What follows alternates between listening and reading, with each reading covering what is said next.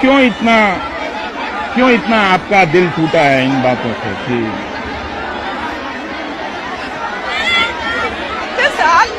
हमारे माँ बाप, हमारे दादा दादी सब यहीं के रहने वाले हैं और आज हमसे पूछा जा रहा है कि हमारे प्रूफ दिखाएं। हम क्या, हमारे जैसे कितने लोग हैं आप देख सकते हैं। कितना दुख है कि हम भारत के रहने वाले और हमसे कहा जा रहा है कि हम बताएं, हम प्रूफ दें कि हम भारत के हैं या नहीं है। रात बहुत दिल टूटा हुआ सर, बहुत दिल। रातों या दिनों मांगेंगे अपने लिए, अपने बच्चों के लिए, अपने भाइयों के लिए, अपनी बहनों के लिए। तो ये लड़ने का इरादा आया है आपको? जी सर, आजादी के लिए। हम नहीं चाहते हैं सीए आए, एनआरसी आए। ये हमारे जैसे कितने लोग हैं, ये मेरे माँ बाप हैं इंडिया के, ये मेरे पास प्रूफ है, लेकिन मेरे जैसे पता नहीं कितने लोग हैं यहाँ पर। सभी इसीलिए आए कि हम अपने जैसे और भी बहन भाई हैं। अमित शाह ने कहा हम मुसलमानों का नागरिकता नहीं देंगे। क्यों भाई, क्यों नहीं देंगे नागरिकता? क्या उनका भारत नहीं है ये? एक बार भी उन्होंने ये नहीं कहा कि नहीं हम मुसलमानों को भी नागरिकता देंगे। क्या वो इस देश के नहीं है?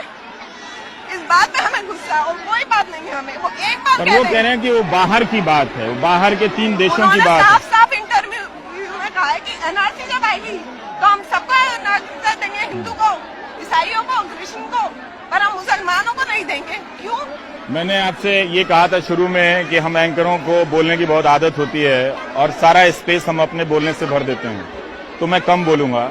लेकिन मैं एक बात कहना चाहता हूं, ये गुलशन है, यहीं की रहने वाली हैं। हम जब इंटरव्यू करते हैं तो लोगों की आंखें छलक आती हैं और हमें तरीका वो मालूम है कि कैसे सुनना है और कैसे बात को आप तक ले जाना है।